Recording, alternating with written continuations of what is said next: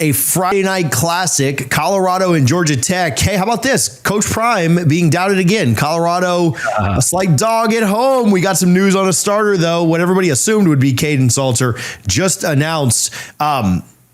Is the wrong team favored in this game, Drake? Or what are your thoughts on Georgia Tech? I think that Colorado has the edge in this game, and part of that edge is through Deion Sanders. Colorado football is not as bad as everyone says they're going to. They say that they're going to be bad this year, and part of that goes back to year one under Deion Sanders when the team struggled to win 3 games. They went 3-9 that season. That Stanford loss was kind of your big one that you thought, oh wow, this really is not a good Colorado team, and their coaching staff's going to struggle, and they didn't. Last year they were elite. They finished in the Big 12 in the 4 spot. And in a conference with a whole lot of parity, they were solid. And without the Heisman winner and without a quarterback that could be an NFL starter at some point this season, they will regress. You will take a dip. I do not foresee Colorado being a 9-win team this year, but even at 7 wins or 8 wins, they have the pieces. Kaidon Salter, we've seen him play really well, and they have the 5th best receiving and tight end core in the Big 12 at a conference that's loaded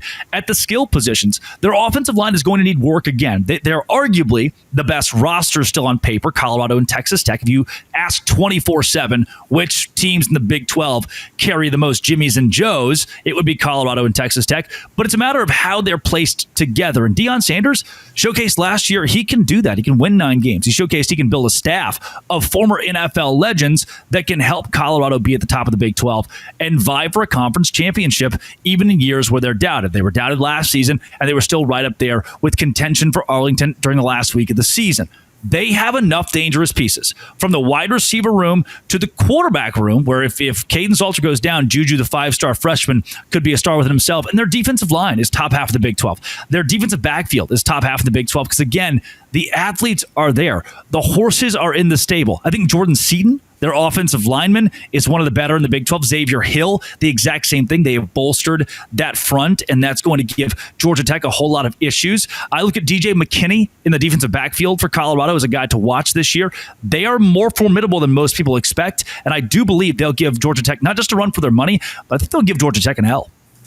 What about the running ability of Haynes King? As somebody who got to see this live up and close and personal in Dublin last year, and I certainly don't want to compare Colorado's defense to how atrocious Florida State's was last year, but he did that against other teams. He did a really good job against Georgia. He did a really good job in that Miami game when he was out there. He's got some pretty good ability with his wheels. Talk to me about Colorado being able to defend against that, because truly one of the toughest things in college football is defending a quarterback who can beat you with his legs. Yeah, let's not kid ourselves here. Haynes King is a very good quarterback, if not elite. That may be the word to describe him. And I have him as the number 1 QB in the ACC. I actually have Georgia Tech in my preseason ACC championship game. I believe they could win the conference outright and maybe go to the college football playoff. Jamal Haynes, their running back, is very good. Eric Rivers, Malik Rutherford, wide receivers that will be stalwarts for Georgia Tech this season. I don't hate this Georgia Tech team at all. The reason I'm picking Colorado has less to do with Georgia Tech than it does just the elite nature of what Colorado can bring back and the elite nature of their roster. Again, on paper, if we just ask 24/7 ESPN, their transfer portal or high school recruiting rankings, which of these teams is more elite?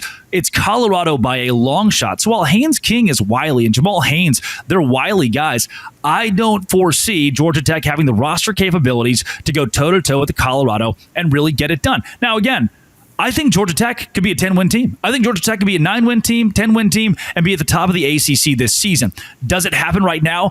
What this spells to me, TJ, it reminds me a lot of the Baylor team. This is a weird comparison, but it reminds me of the Baylor team coming into 2023. They were exiting a Sugar Bowl win against Ole Miss where they dominated. Really good defense, solid quarterback play from both Gary Bohannon and Blake Shapen. The expectation was that Baylor, with 8 home games that year as well, that Baylor would end up 10-2, 9-3 at worst. That seemed like the floor. That Baylor squad went 3-9. The expectation was too much. They grew too fast under Dave Aranda in year number 3. I'm kind of worried Georgia Tech will get the same bug, not to the detriment of Baylor where they were 3-9, but at least to ebb and flow a bit where the early season struggles are there for the Yellow Jackets. If this game was in Atlanta, I do think I would view it a little bit differently. But yeah, how tough do you think it'll be for Georgia Tech? This second year in a row, they've had a big travel Obviously, Dublin being tougher, but a big travel to open things up. I think Folsom Field could be one of the more underrated places to have to go and play, especially with the prime effect, right? 10 years ago, maybe we view that differently. No shot at Buffs fans. But right now, that place is a circus in the best way possible, and it's the worst way possible for opposing teams to come into play. Yeah, can I remind you, TJ, last season, Virginia Tech was not very good. These teams have this in common. Syracuse, Virginia Tech, Vanderbilt, they weren't elite teams we were looking at and saying, man, they're really good. They all beat Georgia Tech. This is still a team that struggled last season. They only won 7 games. They lost their bowl game to Vanderbilt. The Virginia Tech loss wasn't great either. Those are schools that you would expect to beat, and they weren't able to do that. That's why I believe those were home games against Syracuse, Louisville, Virginia Tech that they lost in a neutral site against Vanderbilt. This is a squad that now has to go on the road to Folsom Field. Like you said, it's one of the tougher places to play in really the Big 12, and it's more underrated across college football. But Georgia Tech did not win a true road game that I could find on their season schedule last season against a Power 5 opponent. And so that's where I think a school that was 61st in scoring offense last year, 76th in points per play, they were 54th in passing offense and 72nd in scoring defense in the country. They don't scare me as much as they do a lot of people across the country. Again, you mentioned it. They had they had to go to Ireland. They got a win against Florida State team that ended up not being as expected, and now they have to go across the country to Folsom Field. Easier trip than going to Dublin, but not an easy trip whatsoever for a team at a school that just didn't grade that well last season and only won 7 games. America loves them. They're the darling. Everybody wants to see Georgia Tech win, but may I remind you, we all remember that 9-win team. No, they won 7 games. Let's pump the brakes a little bit. The thing that I think will be most key is if Colorado can stop the run. Haynes King is a really good thrower of the ball. Don't get me wrong. But if Colorado can stop the run, I really like them in this matchup. If they can't, because Georgia Tech does run the ball very effectively, I think Brent Key has done a great job of building that offensive line to run block. They've got good runners. They've got a good running quarterback. If Georgia Tech can make them one-dimensional and keep them out of 3rd and short. I talked with Jay over at Unfair and the Primetime for College Football about this a little bit. Georgia Tech does a really good job of shortening the game. And if they do that to Colorado, that makes it tough because your defense is on the field for longer. They're slow, methodical. They're not taking deep shots down the field. But if they can limit the run, if they can keep them in 3rd and long, I really like Colorado here. To me, that is the biggest matchup in the game. Yeah, I think so too. And that's where I believe Colorado could have an advantage. And ultimately, Colorado, if they stop the run, I don't have a ton of faith in Haynes King to throw the ball. Told you 72nd in America in passing offense last year. I don't think that part is going to change for Georgia Tech. If Colorado can sell out against the run with a pretty good defensive line, they've got a shot. Score prediction on this one. Yeah, give me Colorado winning this game. And I think that they can tick the offense up a little bit more than most expect. 34-27, touchdown game, couple field goals back and forth. Colorado wins at home. Should be a thriller on Friday night. Locked on Big 12, College Football Addiction. Make sure you hit subscribe on both. Appreciate you, Drake. Yeah.